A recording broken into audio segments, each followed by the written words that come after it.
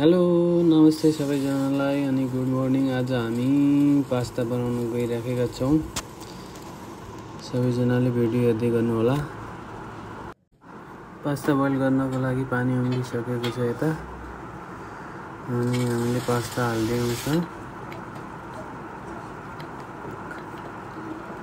Pasta हालेर मजाले चलाउने हो अनि ढाक्दिने। अब पास्ताको लागि मिजा कटिङ गर्दैछु। गाजर,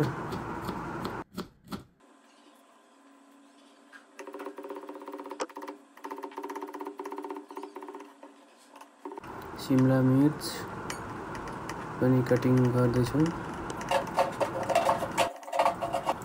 साथै बिन्स पनि बारीक कटिङ गर्ने।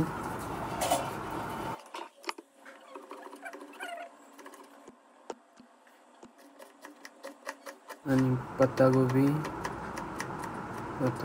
पनि कटिङ गर्ने। पास्ता पनि बोइल भएर रेडी भइसक्यो हाम्रो। अनि खुर्सानीलाई पनि काट्ने बारीक। प्याजलाई पनि चप गर्ने, लसुनलाई पनि चप गर्ने,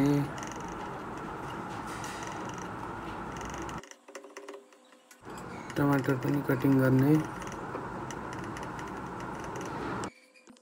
अनि कराई गरम गर्न लगाउने, तेल हाल्ने यसमा।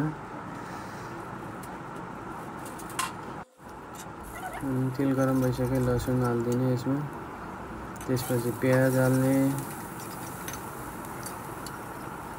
अनि प्याज हल्का ब्राउन भइसकेपछि अनि चिल्ली फ्लेक्स हाल्ने, स्वीट कर्न, गोबी अनि शिमला मिर्च, गाजर, बिन्स सब हाल्ने यसमा।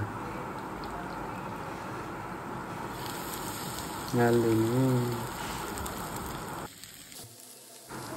ओरिगानो हाल्ने यसमा।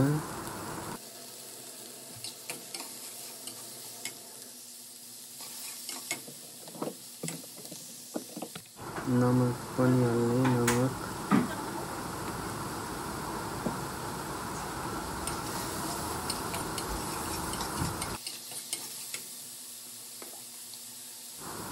काली मिर्च पाउडरको धुलो हाल्ने,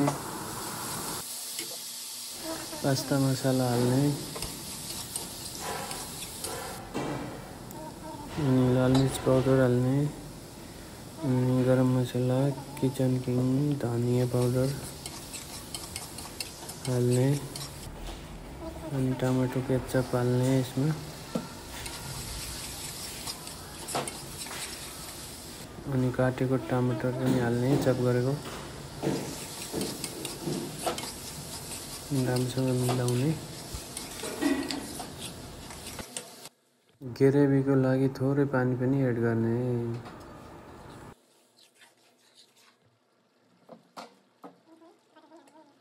अनि बटर पनि हाल्ने यसमा। अनि साथमै क्रिम पनि हाल्ने। क्रिम हल्का साइनिङ ल्याउनको लागि हाल्ने, कलर आउँछ क्रिम हाल्यो भने। यसैमा पास्ता पनि हाल्दिने। पास्ता हाल्ने अनि राम्रोसँग मिलाउने पास्तालाई। पास्ता बनेर रेडी भइसक्यो। अनि भिडियो कस्तो लाग्यो कमेन्ट गर्नु होला। अनि फेसबुक पेजलाई फलो गर्नु होला। अनि युट्युब च्यानललाई सब्स्क्राइब गर्नु होला। धन्यवाद।